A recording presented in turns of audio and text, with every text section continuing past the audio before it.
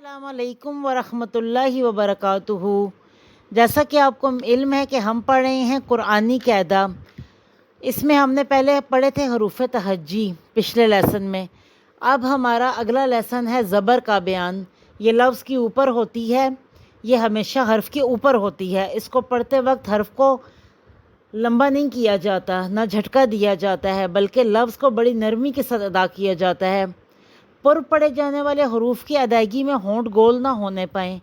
جس الف پر زبر، زیر پیش یا جزم ہو وہ الف نہیں بلکہ حمزہ کہلاتا ہے، لہٰذا اس کو حمزہ ہی پڑھائیں۔ الف صرف وہ ہے جو حرکت یا جزم کے بغیر ہو اور اس سے پہلے زبر ہو۔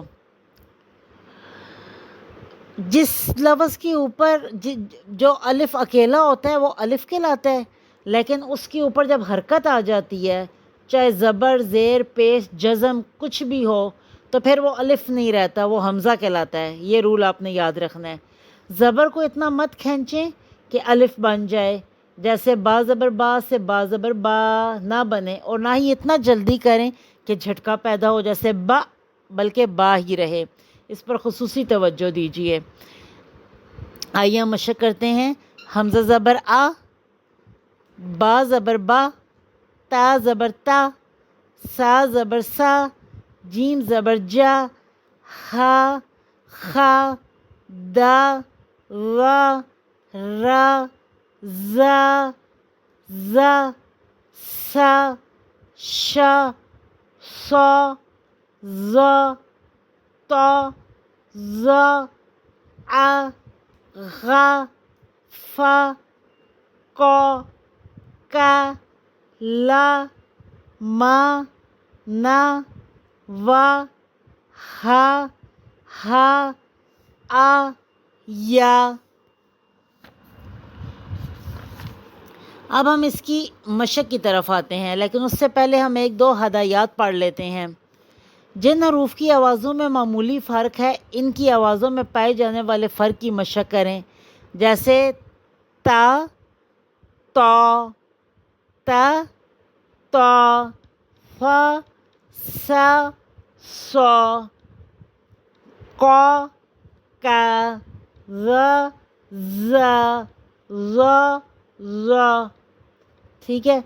اگر را پر زبر ہو تو را پر ہوگی، را پر زبر ہو تو را کو موٹا پڑھیں گے۔ را کے اوپر جب بھی زبر آئے گی پورے قرآن میں کہیں پہ بھی ہم را کو موٹا پڑھیں گے، لہٰذا اسے پر ہی پڑھائیں۔ آئیے ہم اپنی مشق کا آغاز کرتے ہیں۔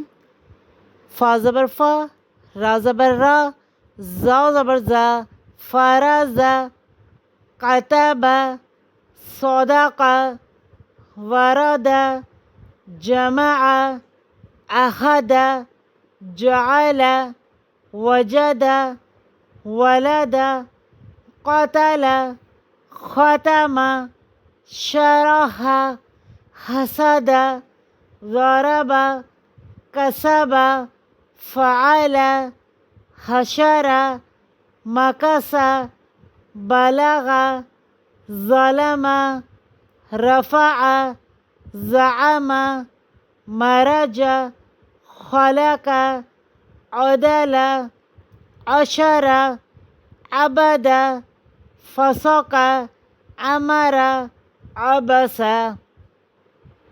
امید ہے آپ کو سمجھ آ گئی ہوگی۔ انشاءاللہ ہم نیکسٹ لیسن کے ساتھ جلدی حاضر ہوں گے۔ اجازت دیجیے۔ اللہ حافظ۔ السلام علیکم۔